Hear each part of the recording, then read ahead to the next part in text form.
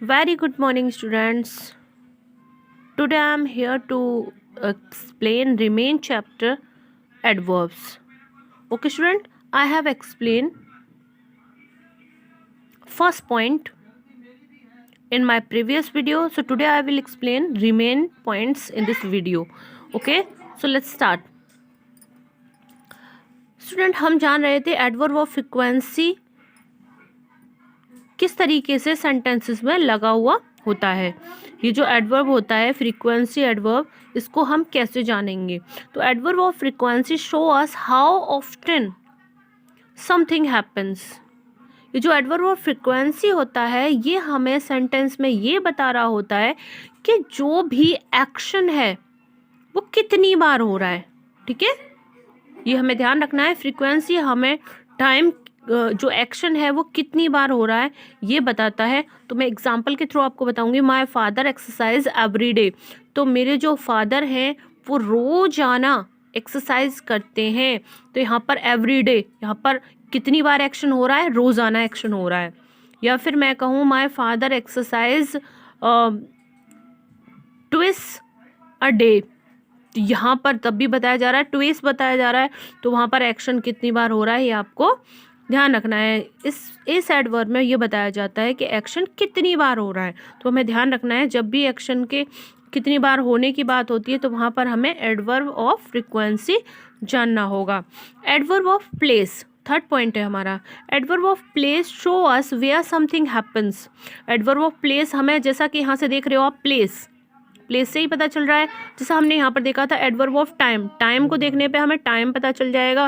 किसी सेंटेंस में टाइम दिखाया जाता है तो एडवर्ब ऑफ टाइम होता है। किसी सेंटेंस में वर्क कितनी बार हो रहा है तो फ्रीक्वेंसी होता है। और वर्क जो है, एक्शन जो है कहाँ पर हो रहा है, किस जगह पर हो रहा है, किस प्लेस पर हो रहा है, तो उसमें होता है adverb of place. Adverb of place shows us where something happens. Adverb of place हमें ये बताता है कि जो भी एक्शन हो रहा है वो किस प्लेस पर हो रहा है। तो फॉर एग्जाम्पल देखेंगे, Ram went down stairs. Ram जो है सीढ़ियों से नीचे गया। तो किस जगह पर उसने काम किया, किस जगह पर उसने वेंट किया, किस जगह पर वो गया। तो कहाँ से गया है, वो सीढ़ियों से नीचे गया है, सीढ़ियों पर गया है। तो इसीलिए यहाँ पर ये जो प्लेस है डाउन स्टेयर्स, ये हमें एक्शन को मॉडिफाई करता दिखाई दे रहा है। ठीक है, अब हमारा फोर्थ पॉइंट है एडवर्ब्स ऑफ मैनर। तो adverbs of manner show us how something happens. Adverb of manner हमें ये बताता है कि जो भी एक्शन हो रहा है वो किस तरीके से हो रहा है, वो कैसे हो रहा है, अच्छे से हो रहा है, बुरे तरीके से हो रहा है, या फिर कैसे हो रहा है। तो इसमें हम देखेंगे फॉर एग्जांपल में, रहीम राइट्स नीटली। रहीम साफ साफ लिखता है। तो काम को कैसे करता है, साफ साफ लिखता है। ये जो नीटली वर्ड है ये वर्ब को मॉडिफाई कर रहा है, राइट को। तो यहाँ पर इसको हम कहेंगे adverb of manner. Okay students, तो आपको मैं ये 4 काइंड्स बता रही हूँ। उसके बाद हम बात करते हैं एडवर्ब ऑफ डिग्री की। ठीक है, एडवर्ब ऑफ डिग्री जो होता है ये हमें बताता है वर्क को करने की इंटेंसिटी। ठीक है, या फिर किसी वर्क को करने की कोई क्वालिटी, उसके बारे में हमें ये एडवर्ब ऑफ डिग्री बताता है। ठीक है, फॉर एग्जांपल देखेंगे, what do you have heard is absolutely true. क्या तुमने जो सुना है वो बिल्कुल सही है। यानी कि काम को करने की इंटेंसिटी क्या है, एब्सोल्युटली, बिल्कुल सही। तो यहाँ पर जब भी इंटेंसिटी की बात होती है या फिर किसी क्वालिटी की बात होती है तो वहाँ पर एडवर्ब ऑफ डिग्री होता है। नेक्स्ट पॉइंट है हमारा adverb of reason. Adverb of reason express the reason for an action. कोई भी रीजन जब हमें किसी सेंटेंस में बताना होता है तो उसके लिए हमें इस तरह के जो एडवर्ब ऑफ रीजन है इनको सेंटेंस में लगाना होता है। फॉर एग्जांपल देखेंगे, the teacher is ill and therefore is unable to finish the lesson.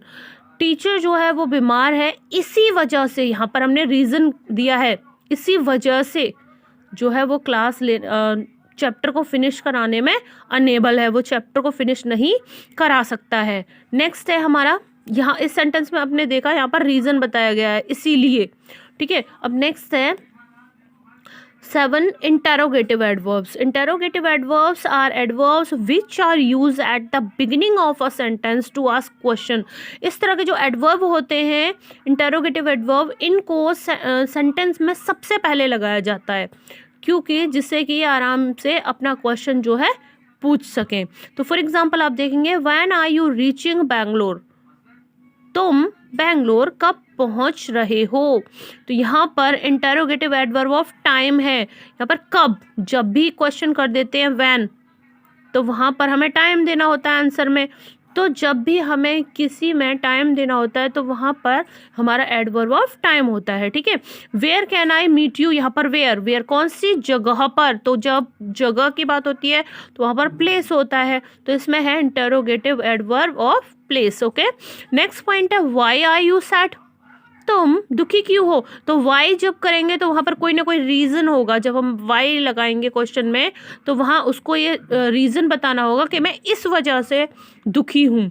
ठीक है. तो इसमें है इंटेरोगेटिव एडवर्ब ऑफ रीज़न, क्योंकि यहाँ रीज़न बताना पड़ेगा. How did you manage this, तुम इसे किस तरीके से मैनेज करोगे. तो जब किस तरीके से एक्शन होता है तो वहाँ पर होता है इंटेरोगेटिव एडवर्ब ऑफ मैनर. तो हाँ, किस तरीके से काम होता है वहाँ होता है मैनर, एडवर्ब ऑफ मैनर. तो यहाँ पर ये हाउ लगा हुआ है, क्वेश्चन है, तो इसीलिए यहाँ पर है interrogative adverb of manner. I hope आप लोगों को ये चैप्टर अच्छे से समझ में आ गया होगा, और आपको कोई भी डाउट होता है तो आप मुझे क्लास में पूछेंगे. Okay, thank you.